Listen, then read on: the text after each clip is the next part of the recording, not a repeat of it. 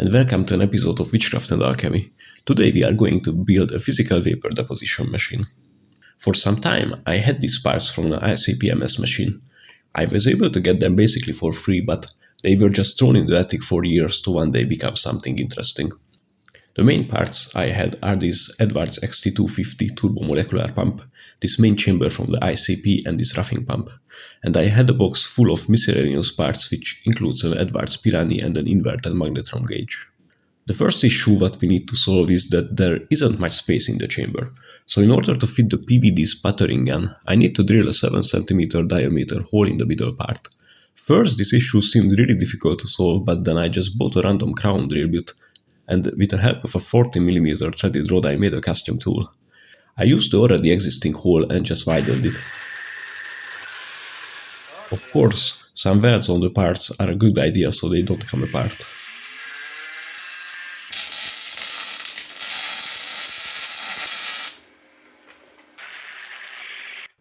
And then with a lot of oil and by killing 2 of my drills actually in the process, I was able to get through both sides.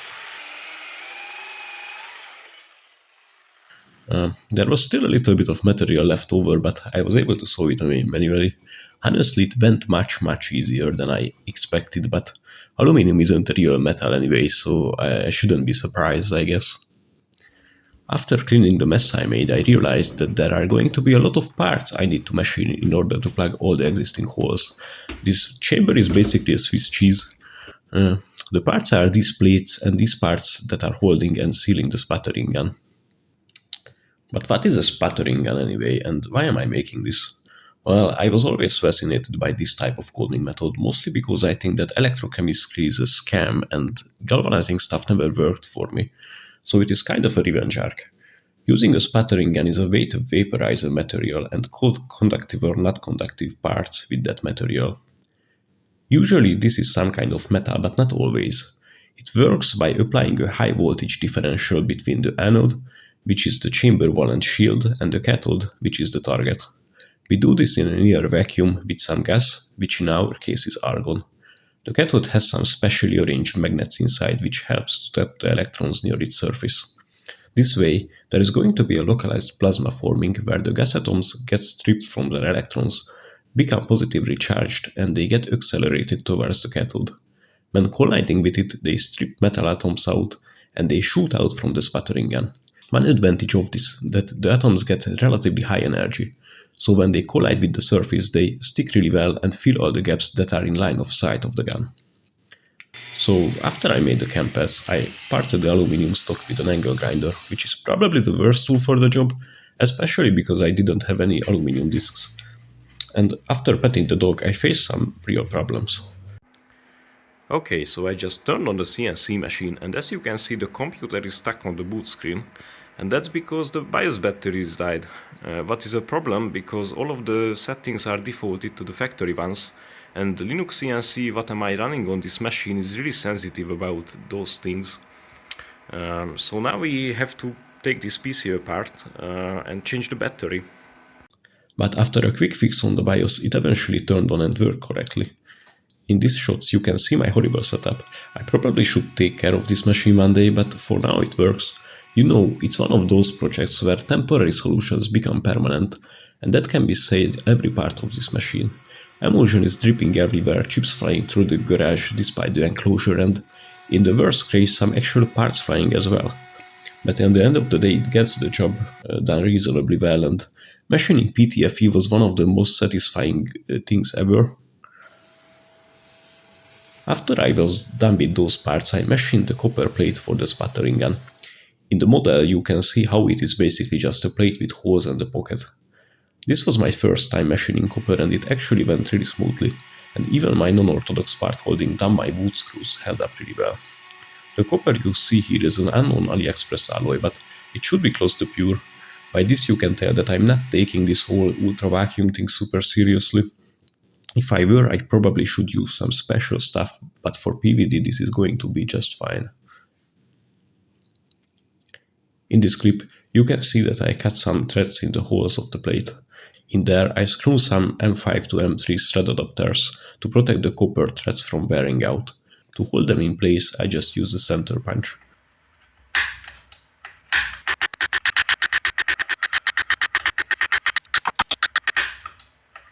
Then I cut a 35 mm copper plumbing tube to length, which is going to be the shaft of the sputtering gun. It is close to pure copper, but if you want to build a real ultra-high vacuum setup, this would still not cut it.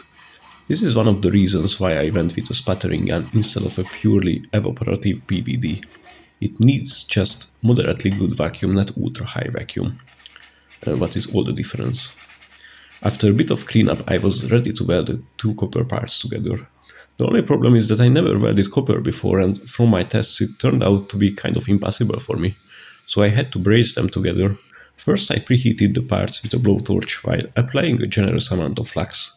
This in theory is not necessary for all brazing materials, but for my unknown stuff it seemed like it was helping a lot.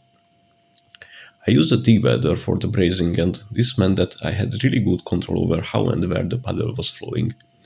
I just went around the tube paying attention not to put too much heat into one area. After I filled all the gaps all the way around, I went around with just the welder and tried to flow all the welds together. I'm really far away from being a good welder, but I think this turned out to be kind of okay. It somehow even came out airtight, which is really surprising actually. My only problem was that I accidentally welded some of the threaded inserts into the copper. I probably should have added them now, not before the welding, but anyways. Now that all the necessary parts have been made that are needed to seal the system, we actually need a frame to put everything onto. I found this cart in the trash basically and already had the handles and wheels. So after a good cleanup with a garden hose, I cut some shelves out from some other junk I found around the house. At this point I did not consider how heavy this thing was actually going to be and that this cart would probably collapse under the weight of the whole system. But later I took care of that with some diagonal reinforcements. In the process of moving this thing around, I broke two sets of wheels before I bought some proper ones that can handle the 100 kilograms of weight. So now that we actually have something to put the assembly onto, it's time to start putting the parts together.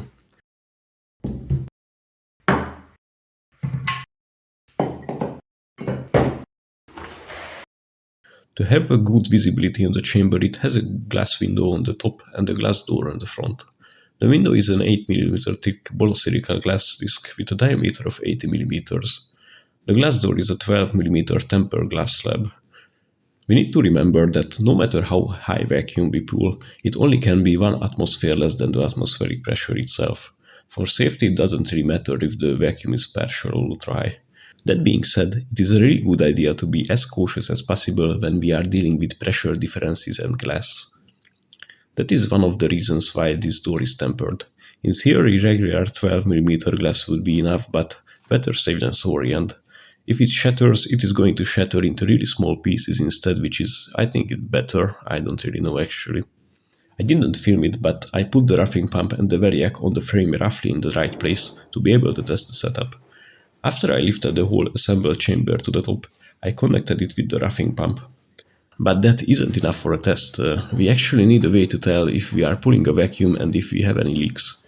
In order to test that, I needed the Pirani or the magnetron gauge to work. Both of these have a curve in their datasheet that describes the analog voltage output to pressure relationship of the sensors.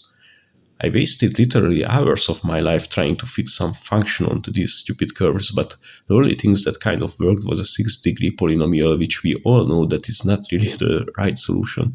So I did what I should have done from the beginning and just used 25 linear equations instead.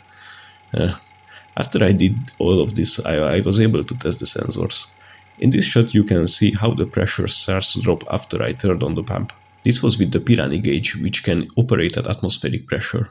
With the magnetron gauge you need to be really careful not to turn it on just in vacuum. After this I connected every necessary parts together and I tricked the TMP driver to be on. To my relief, there wasn't any major leaks in the system, and in a really short time I was able to get to a reasonably low vacuum. And I was more than happy that I didn't hear any scary noises from the TMP. It is completely silent as it should be in normal operation.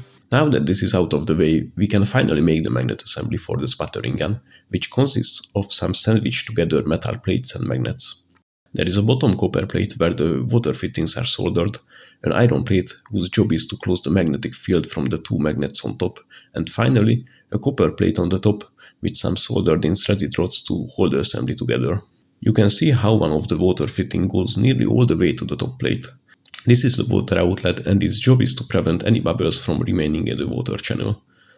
This whole assembly then just slots into the housing of the sputtering gun from below. This makes it so that none of the parts are in direct contact with the vacuum, so sealing the water in is really simple and servicing is more doable if necessary. I think this is the main design difference between my sputtering gun and the ones you may find on other videos on YouTube.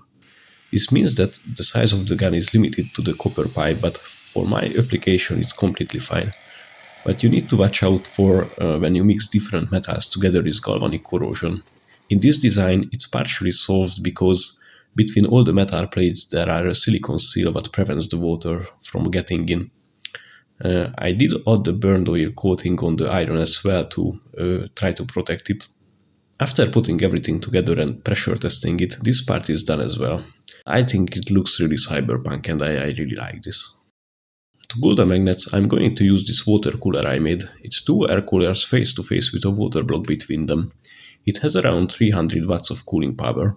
I added a reservoir and a water pump to the system and did all the plumbing. In order to further prevent corrosion, I filled the system with automotive coolant. After turning it on, there weren't any leaks to my surprise. I still managed to make a mess though, and cleaning this stuff is not fun at all. The 3D printed stuff you see here is the way I'm going to mount this assembly into the sputtering gun. The spring is going to make a contact with the copper pipe and that is where the high voltage lead goes onto. Then there is a screw that tightens the whole thing inside the copper tube. It basically works like a wall plug. The insulated threaded rod's job is to tighten the insides to the top plate to be as close as possible to be able to provide heat transfer better. I also put a generous amount of thermal paste between the copper plates. For the top of the sputtering gun shielding, I used a stainless steel container that I found in the grocery store. I used the Dremel and the 3D printed jig in order to cut the necessary hole at the bottom. A little tip: if you feel that your Dremel is useless for metal work, buy some end mills meant for CNC machining, and you will be actually surprised how well it works, as you can see. The diameter is unfortunately was way too big, so after I Dremeled out the hole, I cut the bottom off. After this, I used another 3D printed jig to press a chamfer on the edge of the hole. In hindsight, I'm pretty sure it's not necessary, but all the designs I saw had this feature, so I replicated it. Then I trimmed off the excess material to a point where it fitted perfectly on the top of this stainless steel cookie cutter, which happens to be the perfect size for my sputtering gun. Since this material is basically paper thin, I used some really gentle spot welds to hold them together. What is important here is that they need to be electrically connected together. If there are no big gaps between them, it is going to be just fine. These parts need to be grounded, so I needed a way to make a contact with the vacuum chamber. For that I used some battery terminals that are attached to the shielding with some copper wire and some holes. To insulate this part from the high voltage, I used some bent PTFE tube and some PTFE sheet to make a barrier between the top of the sputtering gun and the shielding. Initially it did work, but I had some problems with arcing over, so I replaced the PTFE sheet with another PTFE tube as well, and it seemed to work since then. That's why I think the chamfer on the edge of the shielding is actually doesn't really matter, because now the whole thing is half a centimeter up and it still works. Speaking of high voltage, my way of making it is similar to how others have made it.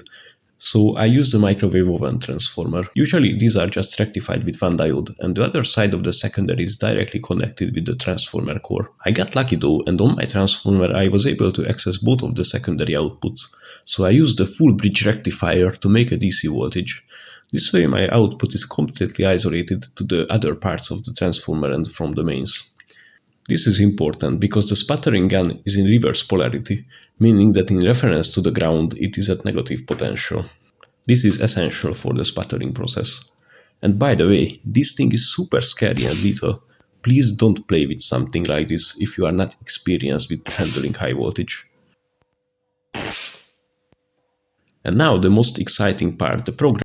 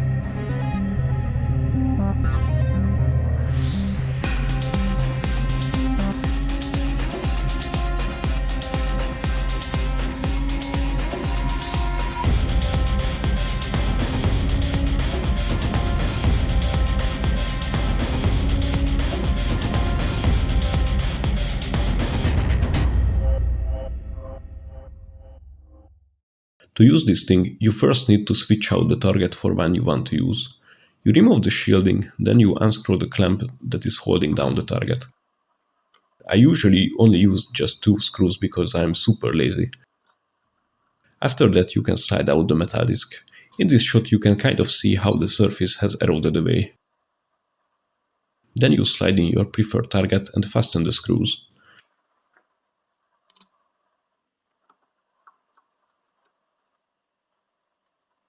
You put the shielding back and close the door.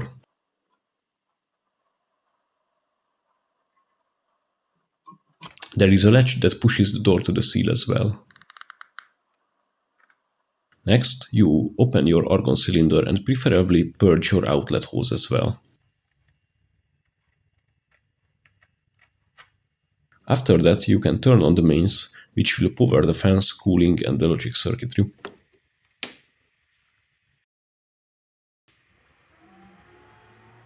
On the screen, you can see on the left the pressure from the Pirani gauge and the pressure from the magnetron gauge, which is our chamber pressure. Both of these are in millibars. Under those, there is the RPM of the TMP. On the right, you can see the temperatures for the chamber, the TMP, and for the sputtering and outlet water. The middle is mostly for debug, don't look at that. After the mains is on, you can turn on the roughing pump. You can see the Pirani gauge's pressure drop, and as it does, the pump is going to be less loud. I forgot to film it, but it is really important here to purge the whole chamber with argon gas. When the pressure is mostly stagnating, you can turn on the TMP. You will see how the RPM start to increase.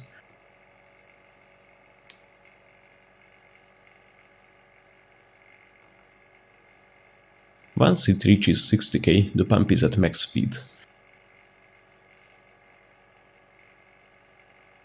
At this point the pressure is around 10 to the minus 5 millibars. Then you can turn on the high voltage. This will turn on the voltage per current indicator, which is between the variac and the high voltage transformer. I mostly run the variac at around 30%, which is roughly 600 volts on the high voltage side. Nothing will happen until you start to let some argon gas enter into the chamber. You first see a faint glow that gets brighter and brighter as you increase the gas flow. Once the sputtering gun starts to do its thing, it will grow really bright. For me, this is around 0.03 liters per minute. After this, you can dial the gas flow back to where the sputtering gun still runs well. I can't be absolutely sure, but for me it is something like 0.015 liter per minute. But that is so little that my flow meter can't display it. The pressure at this stage is around 10 to the minus 3 millibars, but these values can be different on different targets. Now you wait for the sputtering gun to do its thing, which for now means that it will just coat the glass door. After you finished, you do everything in reverse. You need to close the argon gas first, and then you turn off the high voltage. These two things can be in reverse order as well at this point. After that you switch off the TMP. It will take an absolute eternity to fully stop, but for its longevity it's probably a really good idea to wait for it. Then you open the main valve before you turn off the roughing pump. This is important because if you first turn off the pump, oil mist will backflow into the TMP. You know when to turn off the roughing pump because it will sound like crap again.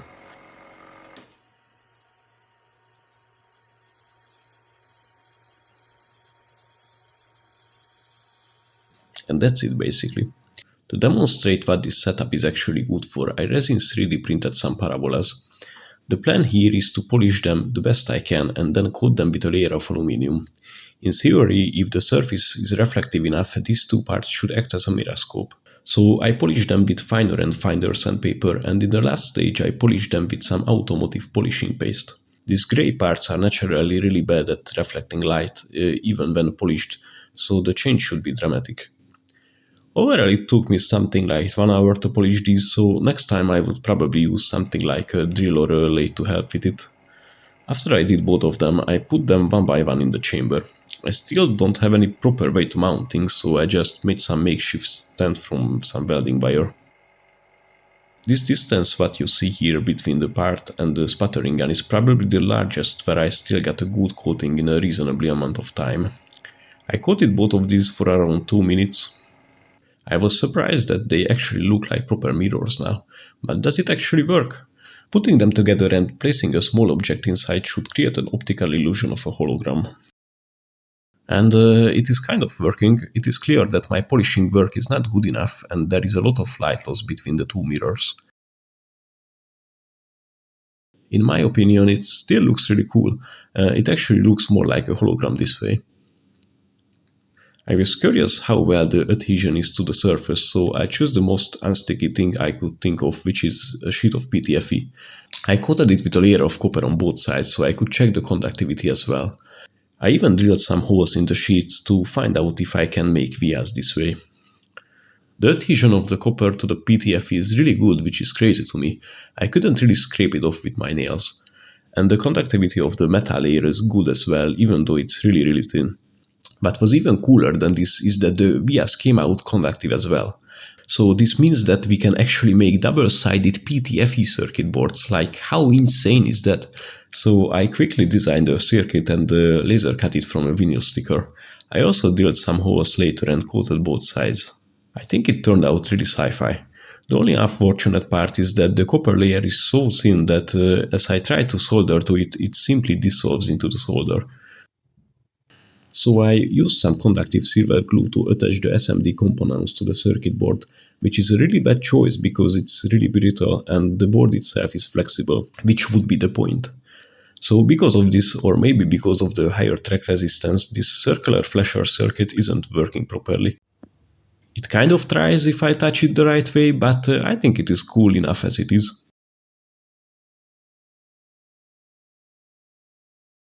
So I hope you found this video interesting or worth for watching. In the future I probably going to make a lot of crazy projects, so stay tuned and bye.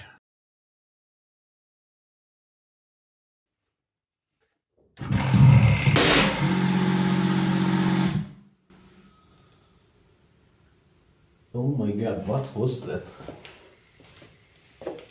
That was really frightening. Uh, well, that wasn't important. Jesus Christ. Let's try this again, I guess.